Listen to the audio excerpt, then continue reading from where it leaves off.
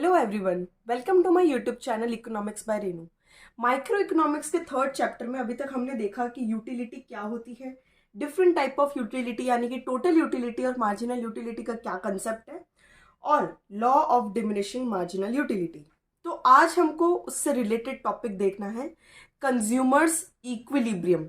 पहले हमने ये देखा था कि कंज्यूमर कौन होता है, अब हम देखेंगे कि इक्विलिब्रियम क्या होता है। कंज्यूमर हमने देखा था, a person who consumes goods and services produced in an economy. तो कंज्यूमर तो हमारा एक एजेंट हो गया, लेकिन इक्विलिब्रियम पोजीशन क्या होती है? इक्विलिब्रियम पोजीशन को हम एक ग्राफ से समझे तो हम एक्स पे कोई वेरिएबल रखते हैं, वाई पे कोई वेरिएबल रखते हैं, और जब दोनों ग्राफ इंटरसेक्ट कर जाते हैं एक पॉइंट पे, यानी कि एक्स इक्वल्स टू वाई हो जाए, वो होता है हमारा इक्विलिब्रियम। एग्जाम्पल के तौर पे डिमांड कर्व स्लोपिंग डाउनवर्ड्स होता है और सप्लाई कर्व स्लोपिंग अपवर्ड्स होता है। तो मार्केट का इक्विलिब्रियम कब आता है? जब डिमांड इक्वल्स टू सप्लाई हो जाए, और यही होता है इक्विलिब्रियम पॉइंट। पर अब हमको इन दोनों पॉइंट्स को मर्ज करके देखना है कि कंज्यूमर इक्विलिब्रियम का मतलब क्या है। तो कंज्यूमर इक्विलिब्रियम एक ऐसी सिचुएशन होती है जहां पर हमें गिवन क्या रहता है, amount of income and price of the product. ये दोनों चीज के रहते हुए जब कंज्यूमर अब प्लान करता है उसके एक्सपेंडिचर को in such a manner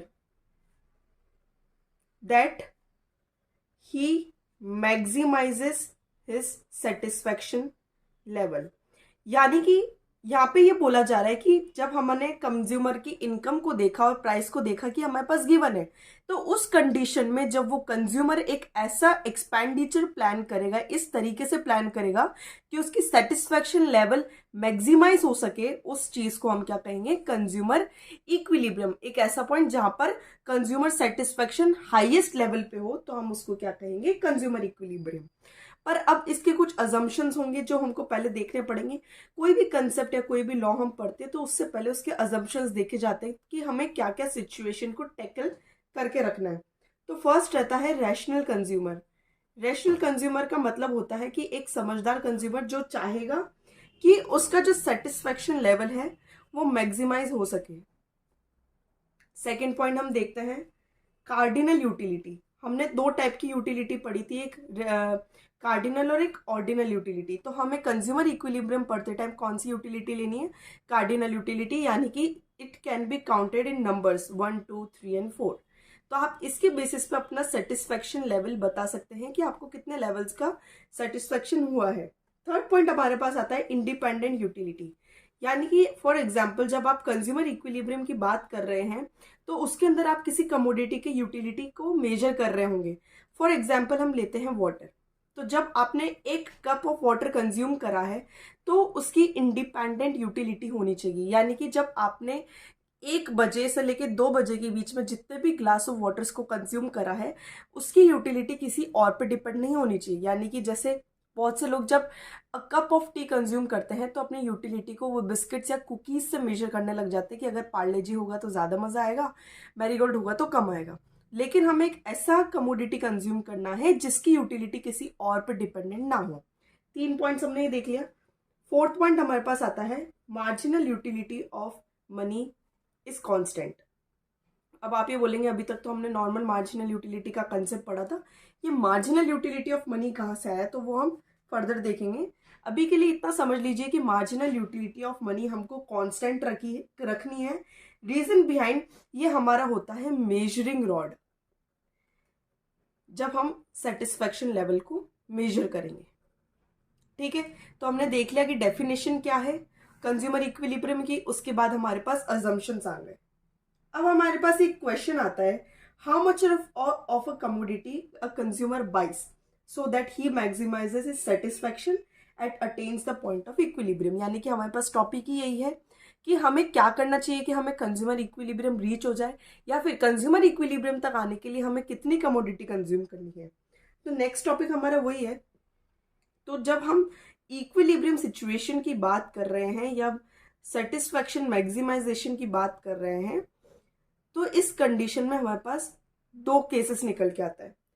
first case तो हमारे पास होगा when only one commodity is consumed, और सेकंड हमारे पास होगा व्हेन टू और more than two commodities are consumed. तो हमारे पास दो केस है, हम एक एक करके दोनों केसेस को रीड आउट करेंगे। उससे पहले हम समझ लेते हैं मार्जिनल यूटिलिटी ऑफ मनी क्या होता है, जिसको हम एमई ऑफ मनी भी कहते हैं ग्राफिकल नोटेशंस में। तो मार्जिनल यूटिलिटी ऑफ मनी को हम कह सकते हैं सीधा तौर पे वर्थ ऑफ अ रूपी, यानी कि 1 रुपया आपको कितना सामान खरीद के दे सकता है। यानी कि अगर हम कंज्यूमर के पॉइंट ऑफ व्यू से देखते तो अगर उसके पास 1 रुपये का कॉइन है तो 1 रुपये के कॉइन से वो 100 ग्राम शक्कर भी खरीद सकता है, वो 500 ग्राम राइस भी खरीद सकता है, और 500 ग्राम की सॉल्ट भी खरीद सकता है। अगर यहाँ पे हम टोटल यूटिलिटी की बात कर लें तो मैंने यहाँ पे बोला यहाँ से 2 लेवल का सेटिस्फेक्शन है और यहाँ पे 1 और 1 का है, तो टोटल यूटिलिटी हमारे पास क्या हो गई 4 यूटिल्स का। तो हम यहाँ देखेंगे the total utility of these goods जो है 4 utils to the consumer is counted as marginal utility of money. यानी कि 1 रुपये के कॉइन से मैं ये सारे गुड्स खरीद पा रही हूँ, और इन सारे गुड्स का जितना भी मेरे पास सेटिस्फेक्शन लेवल आया उन सबको टोटल करके जो मेरी टोटल यूटिलिटी निकल रही है वही मेरी मार्जिनल यूटिलिटी ऑफ मनी होगी। यानी कि अगर हम इसको यूटिलिटी के टर्म्स में डिफाइन करें तो in terms of utility that he derives from a standard basket of goods that he can buy with a rupee। यानी कि 1 रुपये की वैल्यू से मेरे को कितने सामान मिल रहे हैं और मुझे उसमें से कितना सेटिस्फेक्शन लेवल डिराइव हो रहा है, उसको मैं मार्जिनल यूटिलिटी ऑफ मनी कहूंगी। मनी टर्म यूज हुआ है इसलिए हम मनी के पर्सपेक्टिव से देखेंगे। आप भले से 1 रुपये का एग्जाम्पल दें, 5 रुपये का दें या फिर 5 लाख का दें, बात बराबर ही है। अलग अलग स्टैंडर्ड यूनिट ऑफ मनी से आप अलग अलग लेवल ऑफ चीज़ें खरीद सकते हैं और उसके बेसिस पे आपका सेटिस्फेक्शन लेवल डिसाइड होता है। अब हमने ये तो देख लिया, अब हमको देखना है कि दोनों के अलग अलग केसेस क्या क्या बन सकते हैं। चलिए तो पहले हम ये देख लेते हैं कि कंज्यूमर इक्विलिब्रियम कैसे अटेन होगी जब हम केवल वन कमोडिटी केस को कंसीडर कर रहे हैं। तो इसके अंदर हम ये मान के चलते हैं कि 3 फैक्टर्स हैं जो इस चीज़ को अफेक्ट करेंगे। फर्स्ट हमारे पास आ जाता है price of the commodity. Obvious सी बात है, आप कुछ भी खरीदने जाएंगे तो उसका प्राइस टैग पहले चेक करेंगे। सेकंड हमारे पास आ जाता है मार्जिनल और total utility of the commodity, क्योंकि हम यहाँ पे सेटिस्फेक्शन लेवल को देख रहे हैं। और थर्ड हमारे पास पॉइंट आता है मार्जिनल यूटिलिटी ऑफ मनी, क्योंकि हम कंज्यूमर इक्विलिब्रियम देख रहे हैं इन टर्म्स ऑफ मनी। तो हम ये मान के चल लेते हैं कि हमारे पास ये 3 फैक्टर्स हैं। अब जैसा कि मैंने आपको बताया, इकोनॉमिक्स में सबसे आसान तरीका होता है किसी भी एग्जाम्पल को पढ़ने का through tabular format and graphical format. तो हम यहाँ पे एक एग्जाम्पल ले लेते हैं जहाँ पे हमें 3 कंपोनेंट्स चाहिए।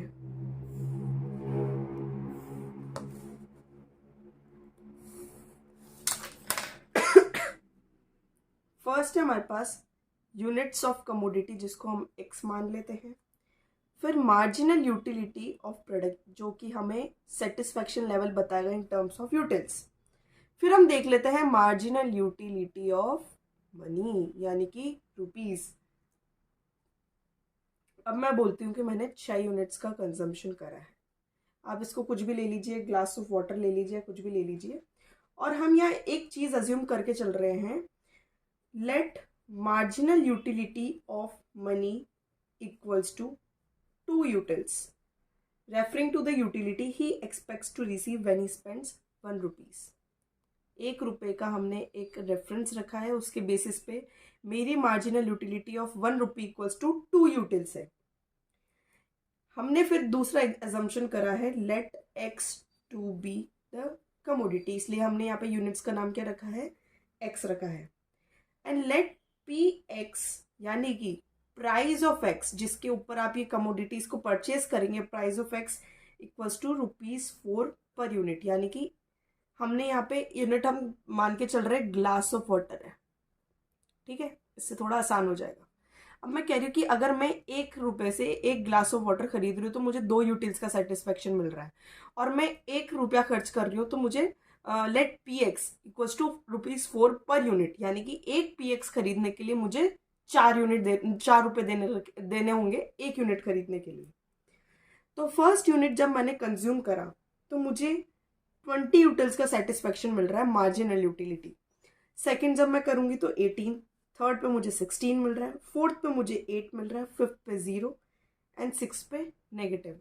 अब आप कंफ्यूज मत होइएगा कि ये नेगेटिव होते होते मतलब डाउनवर्ड जाते जाते नेगेटिव क्यों जा रहा है, क्योंकि हमने कल ही मार्जिनल लॉ देख लिया था, टोटल यूटिलिटी देख लिया था और law of diminishing marginal utility भी देख लिया था कि जैसे जैसे हम कंजम्पशन को इंक्रीज करते जाएंगे हमारा मार्जिनल यूटिलिटी डिक्रीज होता जाएगा। तो अब हमको निकालना है marginal utility of money. Marginal utility of money कैसे मिलेगा? हमने ये अजम्पशन क्या लेके चले हैं, 2 यूटिल्स इक्वल्स टू 1 रुपी। तो हमारे पास यहाँ यूटिल्स है, उसको हम 2 से डिवाइड कर दें तो 20 डिवाइड बाई 2 इक्वल्स टू हमारे पास क्या आ गया, 10 रुपीज़। 18 डिवाइड बाई 2 हमने करा तो हमारे पास आ गया 9 रुपीज़। 16 डिवाइड बाई 2 करेंगे तो 8 रुपीज़। 8 डिवाइड बाई 2 करेंगे 4 रुपीज़। 0 से किसी भी चीज़ को डिवाइड करोगे तो 0 रुपीज़। और -5 डिवाइड बाई 2 करेंगे तो -2.5 रुपीज़। तो हमने देख लिया कि हमारे पास जब यूनिट्स गिवन है, मार्जिनल यूटिलिटी हमारे पास थी कमोडिटी की, तो हमें क्या मिला, मार्जिनल यूटिलिटी ऑफ मनी। जहाँ पे हमने अज्यूम करा था कि 2 यूटिल्स इक्वल्स टू 1 रुपीज़ है, तो हमने मार्जिनल यूटिलिटी ऑफ मनी कैसे निकाली, marginal utility of x divide by price, यानी कि 20 divide by 2, 18 divide by 2, 16 divide by 2। हमने सबको डिवाइड बाई 2 इसलिए करा है क्योंकि हमने यहाँ पे अजम्पशन ही ये ले रखा था। अब इसका हम डायग्रामेटिक इलस्ट्रेशन कर लेते हैं। तो यहाँ पर हमने एक्स एक्सिस और वाई एक्सिस ड्रॉ करी। एक्स एक्सिस पर हम रखेंगे कंजम्पशन ऑफ कमोडिटी एक्स, जितना भी हमने कंजम्पशन करा है उसका लेवल, और उसके बाद में यहाँ पे हम रखेंगे marginal utility of x and P x यानी कि price of x, MU x यानी कि मार्जिनल यूटिलिटी ऑफ एक्स।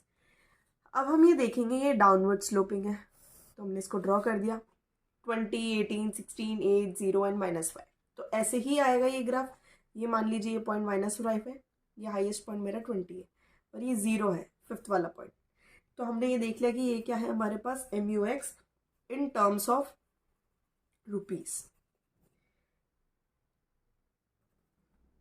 एक पॉइंट हम यहाँ नीचे ड्रॉ करेंगे 4 पे, इसको हम लेके जाएंगे 4 पे। ये होगा हमारा पॉइंट ऑफ इक्विलिब्रियम, या फिर हम कह सकते हैं PU X equals to MU X in terms of rupees. अब आप ये बोलेंगे कि क्या चमत्कार बना दिया, तो थोड़ा धैर्य रखिए और समझने की कोशिश कीजिए। अब हमारे पास सारे कैलकुलेशंस तो निकल गए, लेकिन अब हम ये डिसाइड कैसे करेंगे कि हमें कौन से पॉइंट पर आके सेटिस्फैक्शन लेवल मैक्सिमाइज हो रहा है। तो हमें उसको इन रेफरेंस लेना पड़ेगा ये P ऑफ X के कंपैरिजन में, यानी कि हमने जितनी भी मार्जिनल यूटिलिटी ऑफ मनी निकाली है तब तक वो कंजम्पशन अपना स्टॉप नहीं करेगा जब तक कि वो ₹4 पर यूनिट के सेटिस्फेक्शन पर नहीं आ जाता है। तो अब हमारे पास आता है क्वेश्चन, क्या वो 1 यूनिट के ऊपर स्टॉप हो जाएगा? तो अब हम कंपेयर करेंगे कि जो ₹10 है उसको हम कंपेयर करेंगे ₹4 से। ये जो चीज़ है वो पे कर रहा है और ये लेवल ऑफ सेटिस्फेक्शन वो अटेन कर रहा है, तो वो नहीं रुकेगा। क्यों? क्योंकि अभी भी जितना वो पे कर रहा है उससे ज़्यादा उसको लेवल ऑफ सेटिस्फेक्शन मिल रहा है। तो क्या वो सेकेंड यूनिट पे रुकेगा? वापस देखिए, ₹9 इज ग्रेटर देन ₹4, नहीं रुकेगा, कंटिन्यूशन में रखेगा। थर्ड यूनिट पे हमें कितना मिल रहा है? ₹8 इज स्टिल ग्रेटर देन ₹4, यहाँ पे भी वो नहीं रुकेगा। फोर्थ यूनिट पे आके रुकेगा, तो ₹4 इक्वल्स टू ₹4। हाँ, अब यहाँ पे हम कह सकते हैं कि MU X equals to PX, यानी कि ये हमारा हो गया इक्विलिब्रियम पॉइंट, यानी कि जितना वो पेमेंट दे रहा है एक ग्लास ऑफ वाटर को पाने के लिए, उतना ही लेवल ऑफ सेटिस्फेक्शन उसको मिल रहा है इन टर्म्स ऑफ रुपीज। यही कंज्यूमर इक्विलिब्रियम बोलता है कि जितना हम पे कर रहे हैं उतने की हमें सेटिस्फेक्शन लेवल अटेन होनी चाहिए, तो वो हमारा कंज्यूमर इक्विलिब्रियम कहलाएगा। तो यहाँ पे हमने देखा वो एक्स को बाना एक्स का जो भी खरीदारी है वो कम कब कर देगा, जब उसका M U X equals to P X हो जाएगा, तो वो कमोडिटी एक्स को खरीदना स्टॉप कर देगा. It occurs when the consumer buys 4 units of commodity X. Here M U X equals to P X equals to ₹4. यहाँ पे आके हमने देखा कि जो कमोडिटी 4 है, यूनिट 4 है, उसका जो हमें सेटिस्फेक्शन लेवल मिल रहा है इन टर्म्स ऑफ मनी, वो क्या हो गया, M U X equals to P X हो गया हमारा. और जो मैंने अभी यहाँ पे ये ग्राफिकल रिप्रेजेंटेशन बनाया था जिसमें M U X downward sloping है, उसके अंदर हमने यही देखा कि 4th यूनिट पर आके जब हमने ग्राफ एक्सटेंड करेंगे तो यहाँ पे हमें पता चलेगा कि हमारा P X equals to M U X हो रहा है ₹4 के बराबर.